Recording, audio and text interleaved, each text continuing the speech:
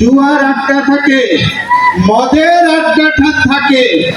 আমরা আলেম হয়েও, জুমার খতিব হয়েও, মাদ্রাসার শিক্ষক হয়েও কিছু লোকের কারণে সত্য কথা বলতে সংসদ উপস্থিত আরো যুবক ভাইরা, কচিকাঁচা ছোট ভাইরা, ইসলাম, আসসালামু আলাইকুম রহমতুল্লাহি ওয়া বারাকাতুহু।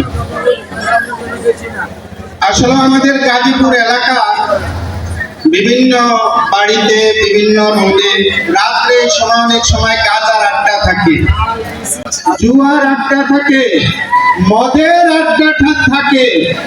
কষ্ট হয়, আমরা আলেম হয়েও, জুমার খতিব হয়েও, মাদ্রাসার শিক্ষক হয়েও কিছু লোকের কারণে সত্য কথা বলতে লাগে। যদি সত্য কথা বলি তাহলে বলে সে কিছু বলছে না, তার মাথায় কিছু নাই, সে অন্যায় ভাবে চলে। যদি সত্য কথা বলি তাহলে বলে সে কিছু বলছে না, তার মাথায় কিছু নাই, সে অন্যায় ভাবে চলে। একটা কথা তার নামে উঠাইয়া দেয়। ওই যে গাঁজা গোষ্ঠী, জুয়াখোর, মাদকখোর বিভিন্ন রাস্তায় রাত্রে আড্ডা থাকে। আল্লাহ যেন তাদেরকে হেদায়েত দান করুক, সবাই বলি আমিন।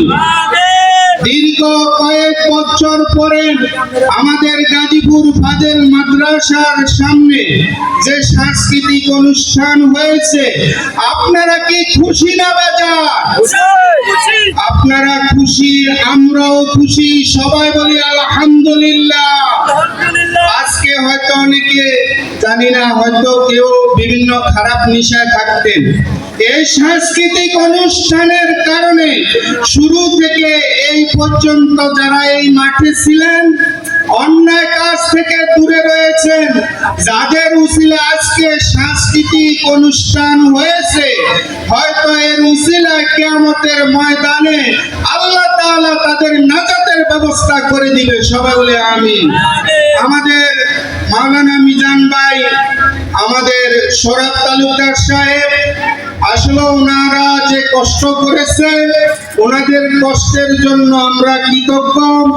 আর ওনারা যেন সামনে এরকম অনুষ্ঠানগুলা করে এলাকার যুবকদেরকে মাদক, জুয়া এবং বিভিন্ন নেশা থেকে ফিরে রেখে এরকম অনুষ্ঠান করে, এবং যারা এই অনুষ্ঠান পরিচালনা করেছে অর্থ দিয়ে, কথা দিয়ে, শ্রম দিয়ে, আল্লাহ তাআলা যেন তাদের অতীতের সকল গুনাহগুলা মাফ করে দেয়, সবাই বলি আমিন।